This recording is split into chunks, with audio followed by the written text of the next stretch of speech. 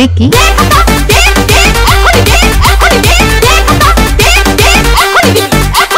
সাড়ে 10টার সময় পরীক্ষা শুরু, তা না কইরা 11টার সময় দিলাম। দেওয়ার তারা বলতেছে বারবার বলতেছে হ্যাঁ সময় দেওয়া হবে, তোমাদের সময় দেওয়া হবে। এমসিকিউ হচ্ছে 30 মিনিট। হ্যাঁ, তো আমাদের 30 মিনিটের আগেই এমসিকিউটা নিয়ে নেওয়া হয়েছে। স্যারের যখন খাতার টান মেরে নিতেছে, স্যার বলছে স্যার আপনি কিন্তু 30 মিনিট সময় দেন নাই, আমরা কিন্তু পাইলাম না তাহলে ফুল সময়।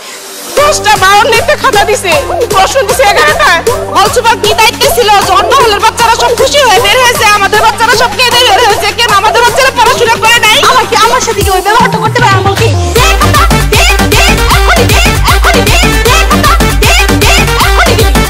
ভিকি